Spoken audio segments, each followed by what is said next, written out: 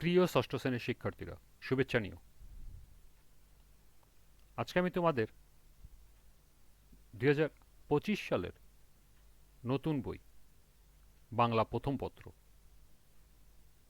চারুপাঠ থেকে গল্পের প্রথম অধ্যায় সততার পুরস্কার এর সৃজনশীল প্রশ্ন এবং সম্ভাব্য প্রশ্ন নিয়ে আলোচনা করব। প্রথমে তোমাদের বলবো, যারা আমার চ্যানেলটি সাবস্ক্রাইব করো নাই তারা আমার চ্যানেলটি সাবস্ক্রাইব করবে এবং আমার সাথে থাকবে। তাহলে চলো আমরা ক্লাস শুরু করি। গত ক্লাসে আমরা বহু নির্বাচনী প্রশ্নের সমাধান দিয়েছিলাম। আজকে দেখব সৃজনশীল প্রশ্ন এবং সম্ভাব্য প্রশ্ন। এখানে একটি সৃজনশীল প্রশ্ন দেওয়া আছে, লক্ষ্য করো। কালাম, আবুল ও হাফিজ একই গ্রামে বাস করে। তাদের অবস্থা তেমন ভালো নয়। কোনো মতে দিন অতিবাহিত করে।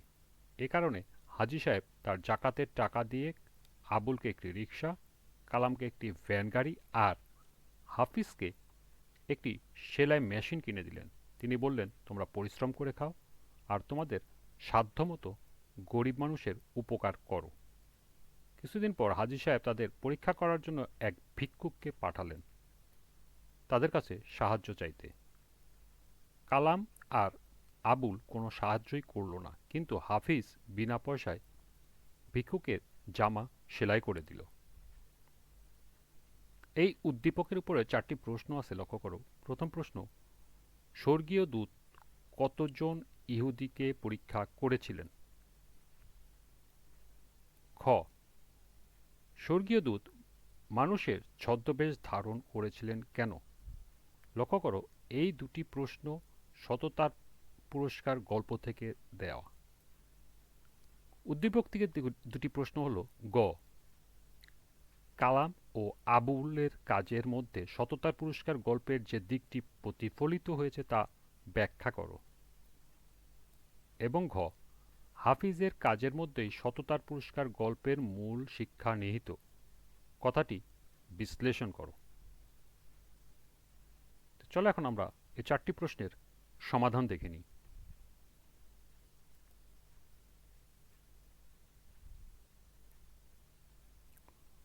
প্রথম প্রশ্ন, স্বর্গীয় দূত কতজন ইহুদিকে পরীক্ষা করেছিলেন? এর উত্তর হবে, স্বর্গীয় দূত 3জন ইহুদিকে পরীক্ষা করেছিলেন।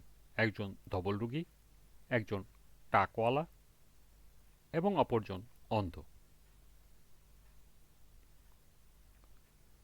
দ্বিতীয় প্রশ্ন ছিল, স্বর্গীয় দূত মানুষের ছদ্মবেশ ধারণ করেছিলেন কেন?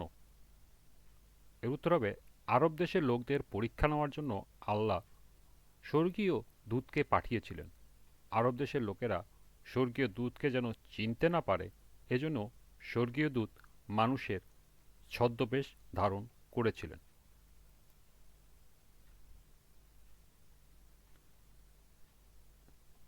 তৃতীয় প্রশ্ন, কালাম ও আবুলের কাজের মধ্যে সততার পুরস্কার গল্পের যে দিকটি প্রতিফলিত হয়েছে তা ব্যাখ্যা করো।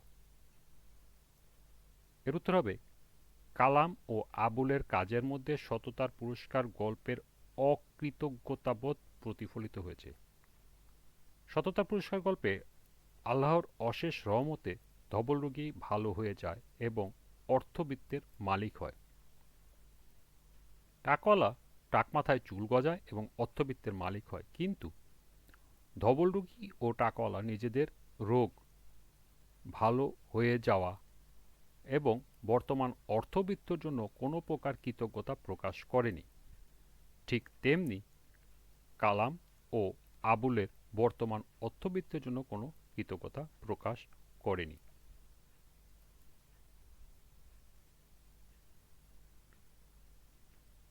সর্বশেষ প্রশ্ন 4 নম্বর, হাফিজের কাজের মধ্যেই সততার পুরস্কার গল্পের মূল শিক্ষা নিহিত, কথাটি বিশ্লেষণ করো। এর উত্তর হবে, হাজী সাহেব তার জাকাতের টাকা দিয়ে আবুলকে একটি রিক্সা, কালামকে একটি ভ্যান আর হাফিজকে একটি সেলাই মেশিন কিনে দিলেন। তিনি বললেন, তোমরা পরিশ্রম করে খাও আর তোমাদের সাধ্যমতো গরিব মানুষের উপকার করো। কিছুদিন পর হাজী সাহেব তাদের পরীক্ষা করার জন্য এক ভিক্ষুককে পাঠালেন এবং তাদের কাছে সাহায্য চাইতে। আবুল ও কালাম কোনো সাহায্যই করল না, কিন্তু হাফিজ বিনা পয়সায় ভিক্ষুকের জামাটা সেলাই করে দিল। অর্থাৎ হাফিজ তার বর্তমান অবস্থার জন্য কৃতজ্ঞতা প্রকাশ করে বিনা পয়সায় ভিক্ষুকের জামাটা সেলাই করে দিয়েছে। এজন্যই বলা হয়েছে হাফিজের কাজের মধ্যেই সততার পুরস্কার গল্পের মূল শিক্ষা নিহিত। এই ছিল সৃজনশীল প্রশ্নে 4টি উত্তর।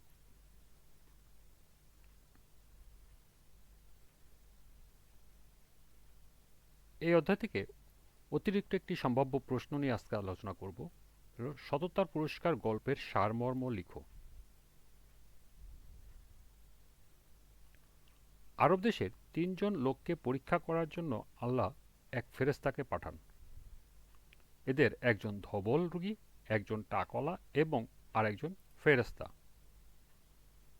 ফেরেশতাদের অনুগ্রহে এই 3জনেরই শারীরিক ত্রুটি দূর হলো। শুধু তাই নয়, ফেরেশতাদের কৃপায় প্রথমজন একটি উট থেকে বহু উটের, দ্বিতীয়জন একটি গাভী থেকে বহু গাভীর এবং তৃতীয়জন একটি ছাগল থেকে বহু ছাগলের মালিক হয়ে গেল।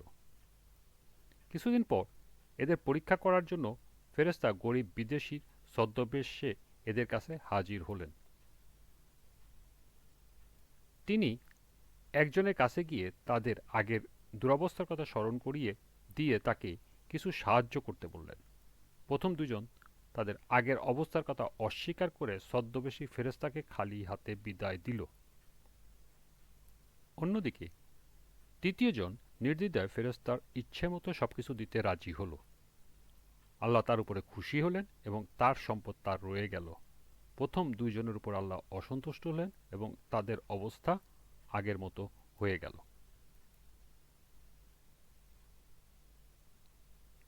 এটি সততার গল্প বা সততার পুরস্কার গল্পের সারমর্ম। তোমরা এগুলো এখান থেকে নোট করে নিতে পারো।